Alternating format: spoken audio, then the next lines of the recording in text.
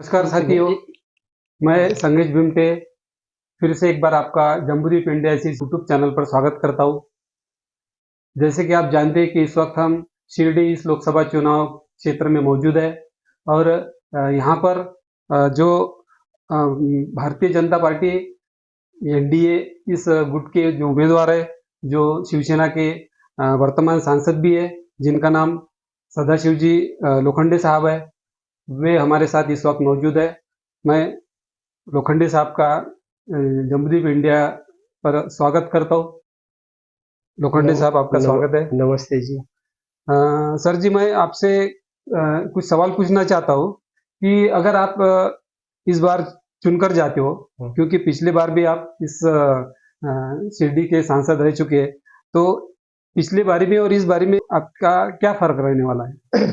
गए 2014-2019 में दोनों बार शिरडी के जनता और महायुति का उम्मीदवार होके क्या दोनों बार शिरडी के जनता ने मेरे को सांसद करके दिल्ली में भेजा है। और 2014 से देश का सही नेतृत्व देश के प्रधानमंत्री नरेंद्र मोदी साहब कर रहे हैं।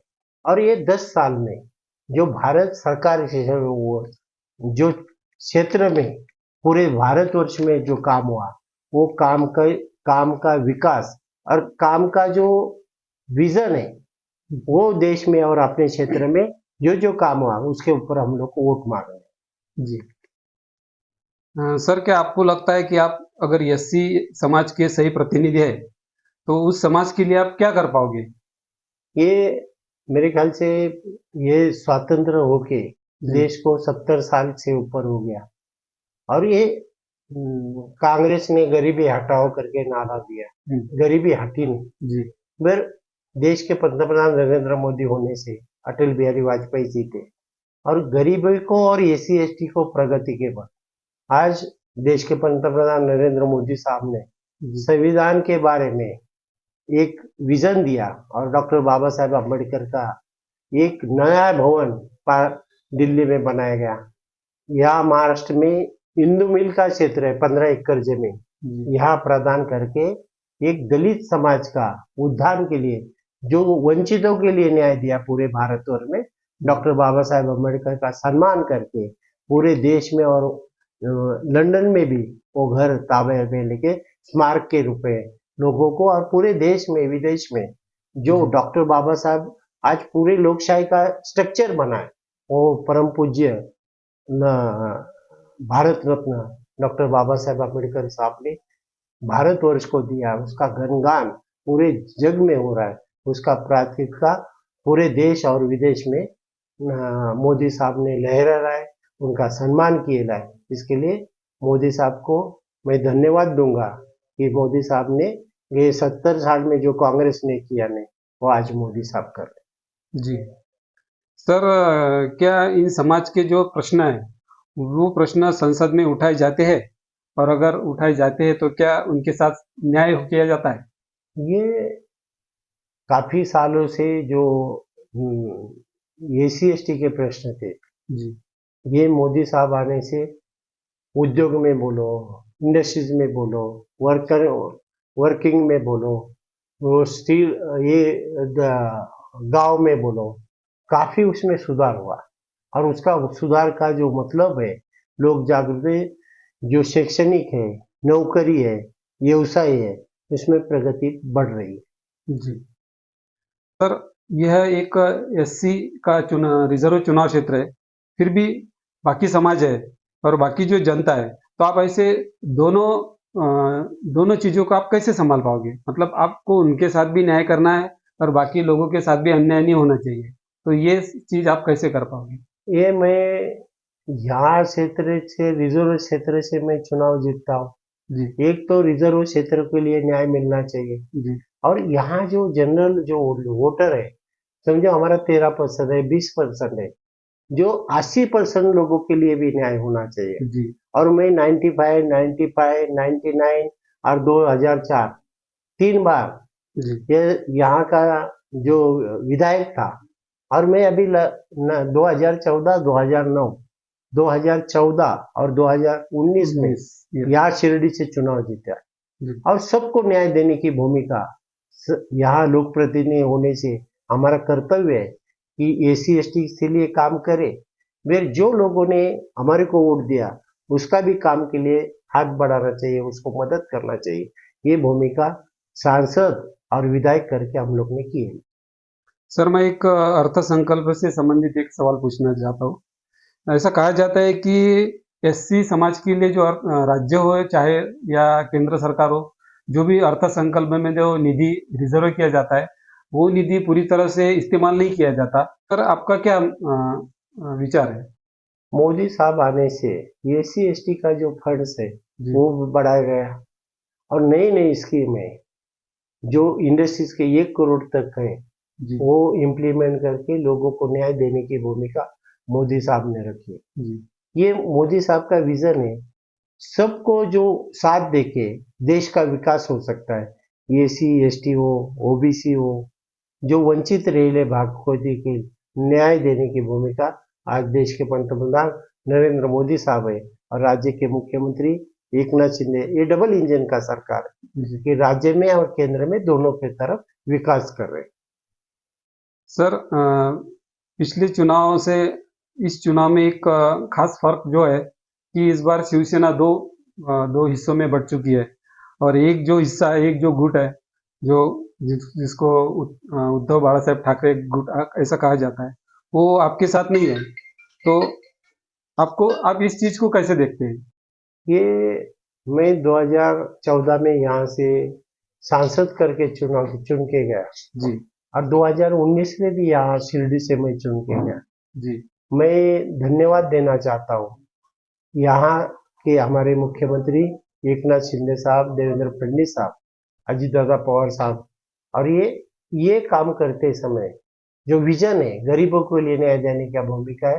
राज्य के वो मुख्यमंत्री एकनाथ शिंदे साहब ने जो विचार रखा और सर्वसाधारण लोगों के लिए न्याय देने का काम शिंदे साहब ने किया है। इसके लिए हम लोग शिंदे साहब के साथ में 13 सांसद जाके जो हम लोग आज शिंदे साहब के साथ में और ओरिजिनल या बाला साहब ठाकरे जी थे तो भाजपा के साथ में बिना और भाजपा के साथ में हमारा 35 साल से अलायंस का काम है। जी, आज उद्धव साहब ने कांग्रेस के साथ में जाने से जो ओरिजिनल युति है जी, शिवसेना भाजपा का, ये 19 में भी था और 24 में था।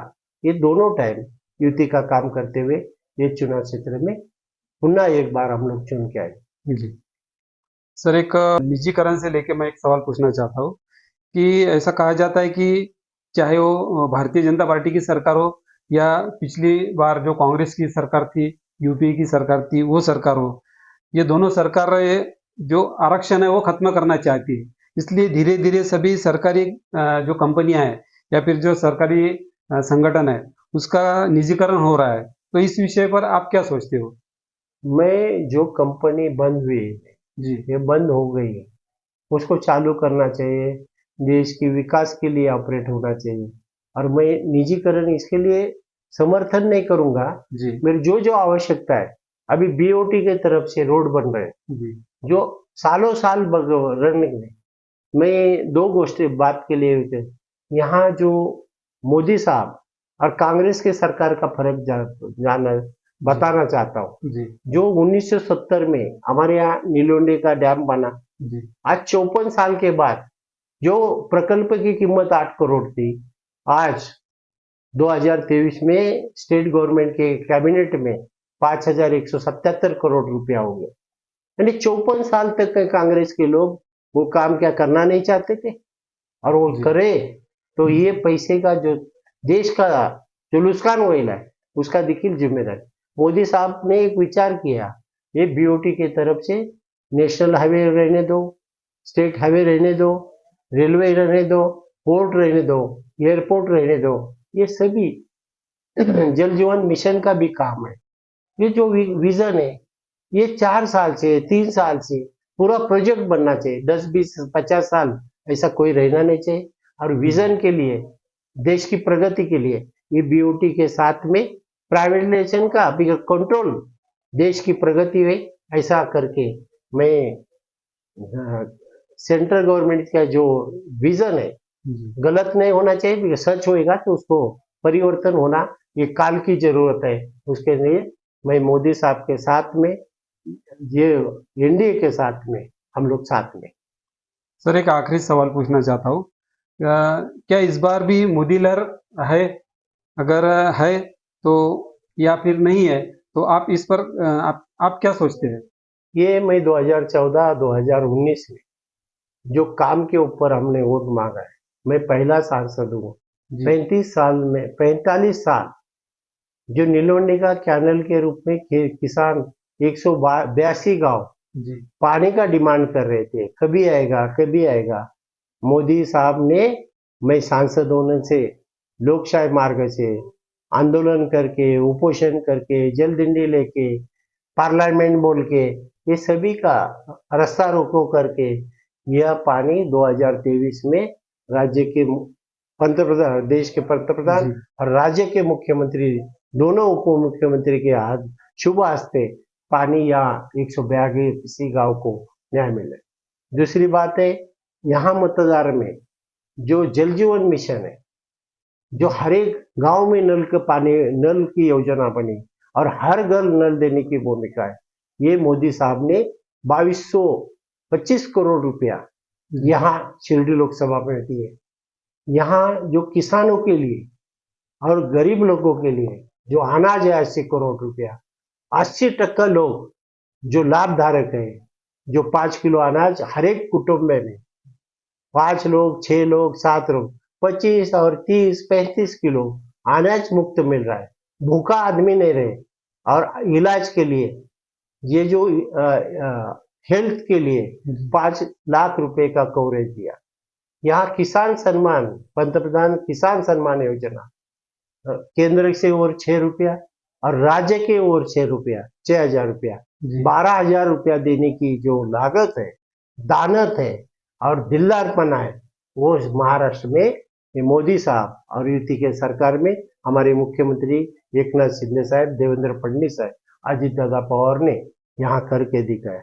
और 1 रुपये में, जो महाराष्ट्र में देश में किधर भी नहीं, 1 रुपया किसान ईमा भरेगा और उसका लाभ सभी किसानों को आज मेरे ख्याल से शिरडी लोकसभा में मतदार संघ में या 25% अग्रिम पैसा देखील नुकसान भरपाई मिला है और 75% पैसा तुरंत अभी काफी जल्दी से जल्दी किसानों को मिलने वाला है।